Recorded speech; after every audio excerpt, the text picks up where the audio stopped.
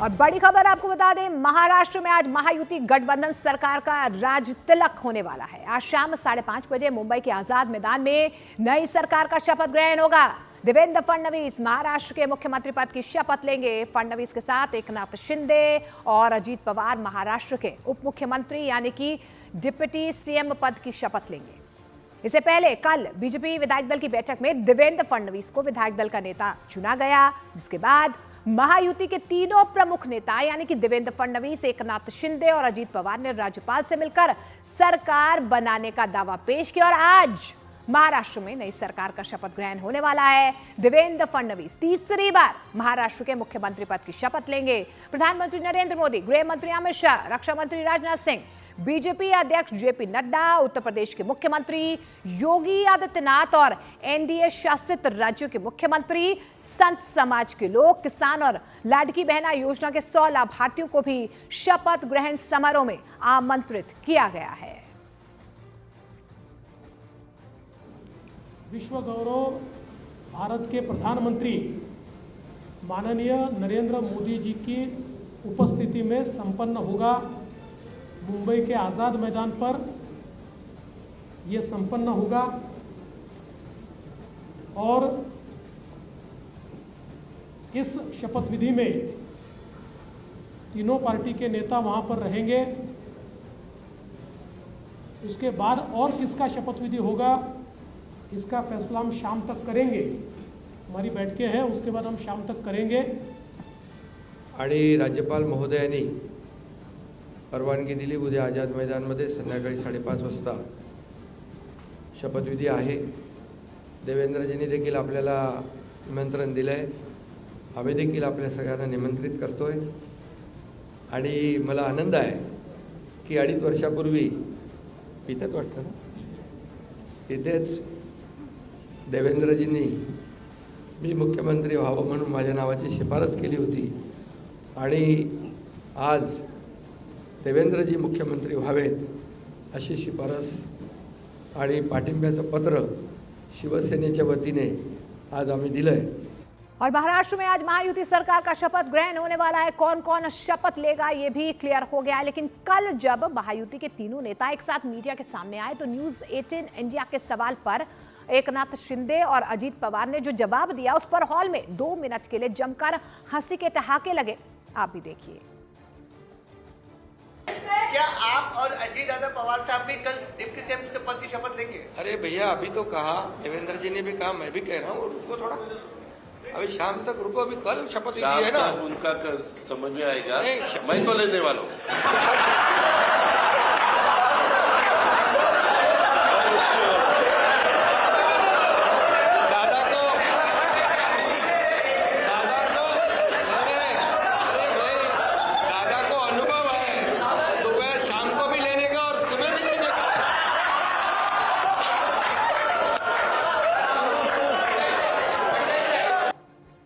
और आजाद मैदान जहां पर शपथ ग्रहण समारोह होना है, विवेक गुप्ता हमारे सहयोगी मुंबई से हमारे साथ जुड़ रहे हैं। विवेक, फिलहाल क्या तस्वीरें नजर आ रही है कार्यक्रम को लेकर, क्योंकि कहा जा रहा है कि 40,000 से ज्यादा लोग जो हैं शपथ ग्रहण समारोह में हिस्सा लेंगे। तैयारियां दिखाइए। मोनिका, देखिए अभी तो जानकारी मिल रही है कि 50,000 की सीटिंग कैपेसिटी है और 20 से 25,000 लोग स्टैंडिंग में रहेंगे। तो लगभग माना जा रहा है कि 80 से 90,000 लोग जो हैं वो आज़ाद मैदान और बाहर मौजूद हो सकते हैं, जिसमें बड़ी तादाद में बीजेपी के कार्यकर्ता, एनसीपी के कार्यकर्ता और शिंदे गुट की शिवसेना के कार्यकर्ता भी मौजूद होंगे। देखिए पूरा जो शेड्यूल अभी तक सामने आया है, 5 बजे से ये प्रोग्राम शुरू होगा। 5:30 बजे देश के प्रधानमंत्री नरेंद्र मोदी और गृह मंत्री अमित शाह, तमाम बीजेपी के 9 केंद्रीय मंत्री स्टेज पर मौजूद होंगे और 5:36 से ये शपथ समारोह शुरू होगा। पहला जो शपथ लेंगे वो देवेंद्र फडणवीस होंगे सीएम पद की, फिर दूसरी तो 2 लोग शपथ लेंगे वो एकनाथ शिंदे और अजीत पवार होंगे जो डिप्टी सीएम की शपथ लेंगे। जो जानकारी मिल रही है मोनिका कि कुल 3 लोग ही आज शपथ लेंगे और ये जो प्रोग्राम है वो 45 मिनट का प्रोग्राम है। तो मुंबई पुलिस ने भी सुरक्षा बंदोबस्त के लिए काफ़ी पुलिस फोर्स यहाँ पर तैनात करके रखी हुई है। अब जो सबकी नजरें वो शाम को 5:30 बजे शपथ समारोह जो प्रोग्राम है उस पर है। मोनिका, बिल्कुल विवेक, क्या नेताओं का आना शुरू हो गया? जिस तरीके से आप आप ही के सवाल में कल हमने देखा कि किस तरीके से एकनाथ शिंदे हो, अजीत पवार हो या देवेंद्र फडणवीस हो, ठहाके लगाते भी नजर आए हैं। और अजीत पवार ने तो कह दिया कि मैं तो रुकने वाला नहीं हूं, मैं तो डिप्टी सीएम पद की शपथ लूंगा। लेकिन एकनाथ शिंदे ने साफ तौर पर यह क्लैरिटी नहीं दी कि वो शपथ लेने जा रहे हैं या उनकी ही पार्टी से कोई और शपथ लेने जा रहा है। कोई इसमें कोई अभी घालमेल है कि तस्वीर क्लियर है? मोनिका देखिए, जो हमारे सूत्र बता रहे हैं पिक्चर एकदम क्लियर है, कोई भी कंफ्यूजन नहीं है। देवेंद्र फडणवीस तीसरी बार सीएम पद की शपथ ले रहे हैं और एकनाथ शिंदे डिप्टी सीएम की और अजीत पवार डिप्टी सीएम का। अजीत पवार ने न्यूज़ 18 इंडिया के सवाल पर ही कल ही कंफर्मेशन दे दिया था कि वो तो शपथ ले रहे हैं और एकनाथ शिंदे ने अपने कार्ड्स ओपन नहीं किए थे, लेकिन जानकारी मिल रही है कि एकनाथ शिंदे मान गए हैं डिप्टी सीएम पद के लिए और जो उन्हें पोर्टफोलियो दिया जा रहा है उससे भी वो मान गए हैं। तो सब कुछ पिक्चर क्लियर है। जो डिस्टर्बेंस चल रही थी कि सीएम कौन होगा, डिप्टी सीएम कौन होगा, उस पर पर्दा बिल्कुल पूरी तरह से उठ चुका है। सीएम कोई और नहीं बल्कि बीजेपी नंबर 1 पार्टी रही है इस पूरे चुनाव में, इसलिए बीजेपी का सीएम है देवेंद्र फडणवीस सीएम पद की शपथ ले रहे हैं और डिप्टी सीएम एकनाथ शिंदे और अजीत पवार शपथ लेंगे। मोनिका, शुक्रिया विवेक फिलहाल इस तमाम जानकारी के लिए। तो तस्वीर बिल्कुल साफ है, देवेंद्र फडणवीस मुख्यमंत्री होंगे, डिप्टी सीएम अजीत पवार और एकनाथ शिंदे होंगे। देवेंद्र फडणवीस एक बार फिर से महाराष्ट्र के मुख्यमंत्री बनने जा रहे हैं, लेकिन फडणवीस के शपथ ग्रहण से पहले उनका महाराष्ट्र विधानसभा में दिया गया एक बयान सोशल मीडिया में छाया हुआ है। जब नेता विपक्ष की कुर्सी पर बैठने के बाद फडणवीस ने कहा था, मैं समंदर हूं, लौट कर आऊंगा, और वो लौट कर आ गए हैं।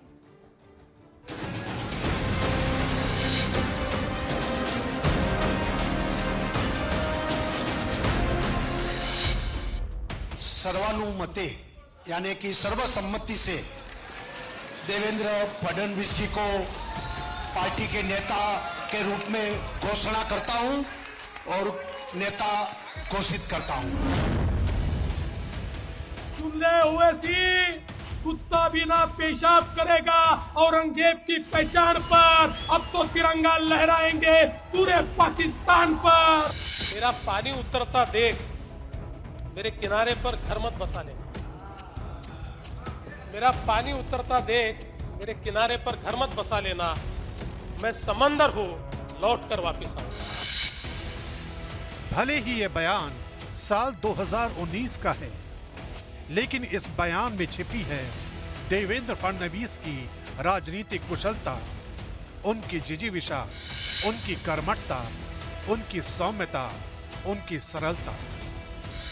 और आज देवेंद्र फडणवीस का यही रूप उन्हें महाराष्ट्र की सत्ता का वो किरदार बनाता है जो अपने राजनीतिक दांव पेचों से विद्रोह और विरोधियों के किले को ध्वस्त कर सकता है।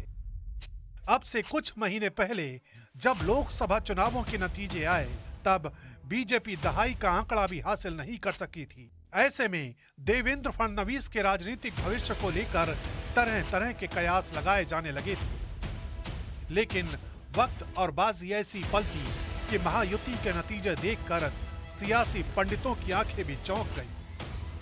आणि महाराष्ट्राने जे मॅन्डेट या ठिकाणी आपल्याला दिलेलं आहे, खरं म्हणजे महाराष्ट्राच्या जनतेला मी साष्टांग दंडवत घालतो, अशा प्रकारचं मॅन्डेट महाराष्ट्राच्या जनतेने आपल्याला दिलेलं आहे। इन नतीजों ने महाराष्ट्र की राजनीति का भविष्य तय कर दिया था। इन आंकड़ों ने इशारा कर दिया था कि महाराष्ट्र की सत्ता का अगला सिरमौर कौन होने वाला है। इन नतीजों ने जता दिया था कि राजनीतिक बाजी को पलट देने वाले को देवेंद्र फडणवीस कहा जाता है। सर्वप्रथम आपल्या सर्वांचे मी आभार मानतो की आपण एकमताने या ठिकाणी विधिमंडळ गटाचा नेता म्हणून माझी निवड केली। साल 2014 के विधानसभा चुनावों से पहले ही देवेंद्र फडणवीस मृदुभाषी नेता के तौर पर अपनी पहचान बना चुके थे। महाराष्ट्र में मुख्यमंत्री पद के लिए हमेशा से वो पहली पसंद रहे हैं। पीएम नरेंद्र मोदी के उन पर विश्वास को ऐसे ही समझा जा सकता है कि भरी सभाओं में मोदी देवेंद्र फडणवीस का जिक्र करते रहे हैं। मैं श्री एकनाथ शिंदे जी मेरे परम मित्र देवेंद्र फडणवीस जी, भाई अजीत पवार जी, उन सब की भी भूरी भूरी प्रशंसा करता हूं। इतना ही नहीं, प्रधानमंत्री नरेंद्र मोदी की तरह अमित शाह भी देवेंद्र फडणवीस पर अटूट विश्वास करते हैं। देवेंद्र फडणवीस जनसंघ और बाद में बीजेपी के नेता रहे। स्वर्गीय गंगाधर फडणवीस के पुत्र हैं। वो गंगाधर फडणवीस जिन्हें नितिन गडकरी अपना राजनीतिक गुरु कहते हैं। लिहाजा ये समझना मुश्किल नहीं कि देवेंद्र फडणवीस का राजनीतिक कौशल किस सीमा तक है। इन चुनावों में देवेंद्र फडणवीस के लिए चुनौतियां इसलिए भी बड़ी थी क्योंकि एक तो लोकसभा चुनावों के जख्म भुलाने थे, दूसरा महायुति के भीतर टकराव के हालात को भी नियंत्रित करना था। यहाँ देवेंद्र फडणवीस ने अपने जबरदस्त राजनीतिक कुशलता का परिचय दिया। उन्होंने न सिर्फ पूरे चुनाव अभियान के दौरान अद्भुत धैर्य का परिचय दिया, बल्कि सरकार के गठन की तैयारियों से पहले भी राजनीतिक संयम की मिसाल कायम की। इन सारे समीकरणों का नतीजा ये हुआ कि महायुति में बीजेपी सबसे बड़ी पार्टी बनकर उभरी।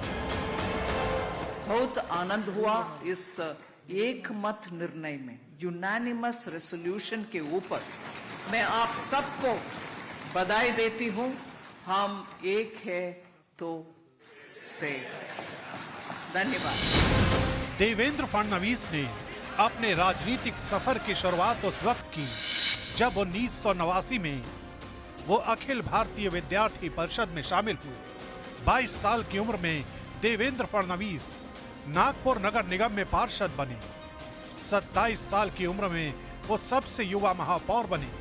1999 में देवेंद्र फडणवीस ने पहला विधानसभा चुनाव लड़ा और जीत हासिल की। इसके बाद उन्होंने पीछे मुड़कर नहीं देखा और लगातार 3 विधानसभा चुनाव जीते।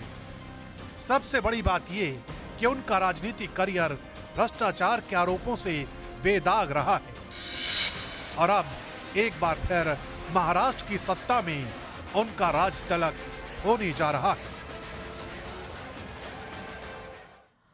और महाराष्ट्र के मुख्यमंत्री के रूप में आज देवेंद्र फडणवीस के शपथ ग्रहण समारोह से पहले सुरक्षा व्यवस्था सख्त कर दी गई है।